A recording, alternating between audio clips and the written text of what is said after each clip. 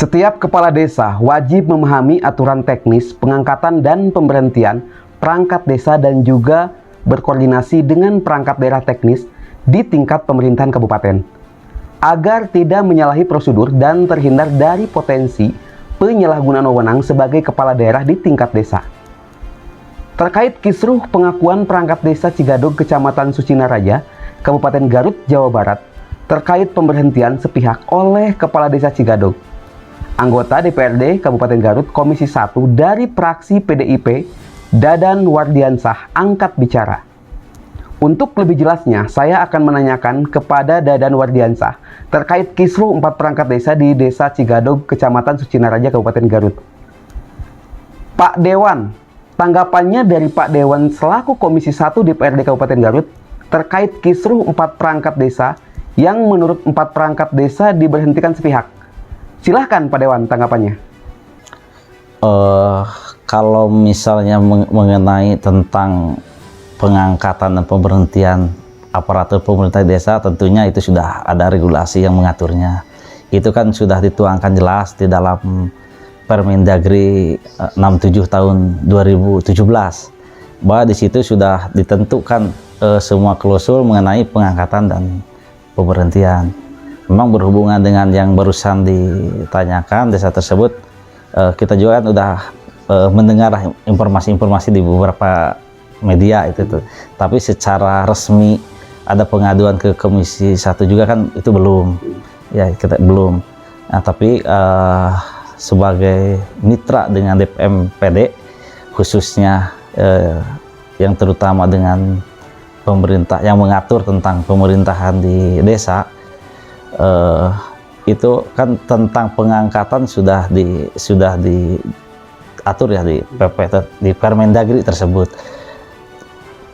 Yang sekarang kisruh itu kan mengenai pemberhentiannya. Nah, di pemberhentian juga kan itu juga sudah diatur juga. Ada 3 hal yang bisa memberhentikan atau dimutasi atau diganti seorang perangkat desa. Yang pertama kan tentunya meninggal dunia. Kalau meninggal dunia itu jelaslah harus diganti. Yang kedua, kalau misalnya ada pengunduran diri. Ya. Yang ketiga, diberhentikan. Nah, kalau diberhentikan itu kan tidak serta-merta. Kalau diberhentikan pasti harus memenuhi beberapa unsur. Misalnya usianya sudah maksimal, kan sudah diatur usianya kurang lebih di 60 tahun. 60 tahun itu udah memasuki masa purna bakti, atau sakit yang berkelanjutan, atau sedang tersangkut pidana, atau kinerja buruk. Kalau kinerja buruk juga kan tidak serta-merta diganti juga. Bisa kan melakukan beberapa hal, ada peneguran, surat SP1, SP2 dan berikutnya. Gitu. Kalau serta-merta itu kan tidak boleh. Gitu. Begitu, Pak Dewan, mungkin ada saran dari pihak Dewan selaku anggota DPRD Kabupaten Garut Komisi 1 terkait kisruh 4 perangkat desa di Desa Cigadog. Tentunya kepada semua pihak kita harus kembali ke regulasi. Kalau keluar dari konteks regulasi yang sudah ditentukan, pasti terjadi kisruh.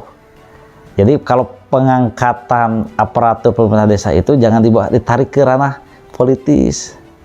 Gitu. Kalau kembali ke regulasi, pasti tidak akan kisruh. Maka kembalilah ke regulasi. Closing statement Pak Dewan atau pertanyaan penutup. Harapan dari Pak Dewan sendiri terkait kisruh 4 perangkat desa di Desa Cigadog seperti apa? Silahkan Pak Dewan.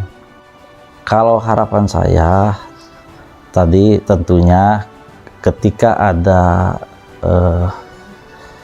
proses pengangkatan dan pemberhentian ataupun mutasi, ya lihat regulasinya.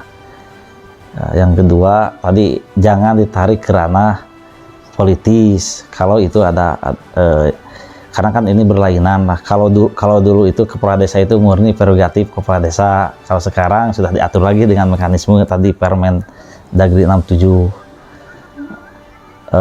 Kalau misalnya untuk selama tidak ada hal-hal yang dilanggar, itu kan mestinya tidak ada pergantian kalau tidak masuk ke yang 3 unsur tadi yang bisa diberhentikan, seperti itu, Pak.